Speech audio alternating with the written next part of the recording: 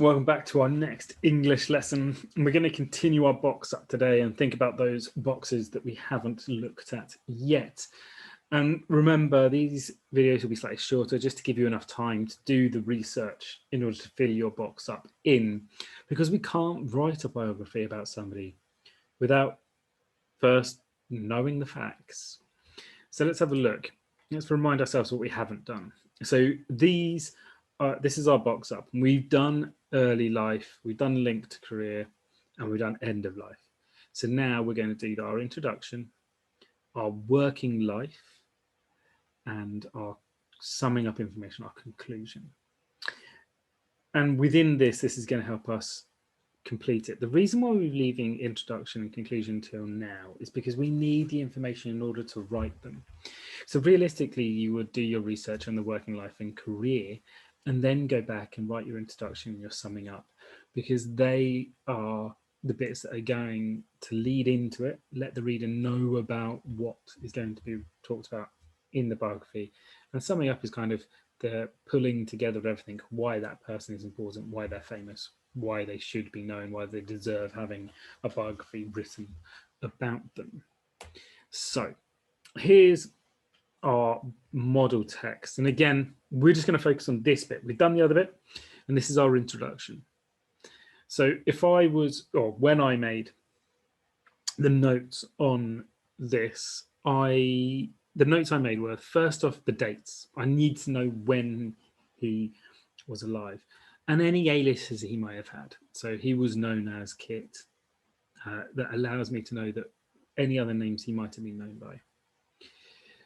What was his main job was poet and playwright, and that was during the 16th century Renaissance. And then maybe more likely the thing that he was most famous for. So in this case, his most famous play being the tragical history of Dr. Faustus. And that makes all of our introduction. And they tend to be the things that you include in your introduction.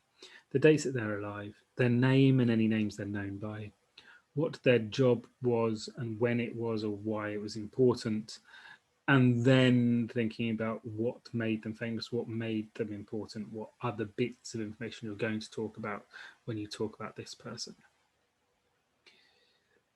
Then we've got, at the very end here, we've got a key event within his working life. Now, you remember we had the link, which was beforehand. This is just one of the key events that's within his working life. And that's the fact that in 1857, he went to London and he was writing for the theatre and probably did spy work. The other thing is that he wrote Dido, Queen of Carthage, while a student.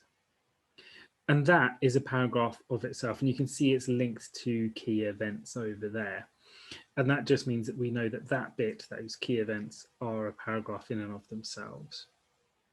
Moving on, we can then split this whole bit, which is all working life and career, into two sections. The first section is what his job was and the things that he was important for. And the second bit was a life-changing moment. Now, it doesn't always come this way. You don't always have these, but if you do, then you kind of split them up this way. So you might think about what Elizabethan theatre was split into: history, tragedy, comedies. I then thought about what he did. He only wrote histories and tragedies. His histories and his tragedies, just the list in my box up, but then I put them into a sentence or a list in some way, shape, or form in my actual model text. Then we think about his most famous play, or the thing that he's most known for. So most famous play is Dr. Faustus. It was the first version of it, and it was about a man who sells his soul for knowledge and power. And then we use those notes to write that up into our biography. And you might find that the most famous thing, or the thing that made him famous, might also be a paragraph of itself. Then we have a life-changing moment, something that changed his life. So the date that it happened, what happened, he was arrested and his crime was atheism or heresy. What the penalty for that would normally be is burning at the stake. He was let off, not jailed or tortured, but he had to report daily to an officer of the court. And those are the key facts that are in that paragraph. That's what I knew when I wrote that paragraph, and I needed then to just explain it and link all of those points together within that paragraph for it to make sense. Lastly, we have our conclusion or summing up. And this should be nice and brief. It's just to explain why he deserves a biography.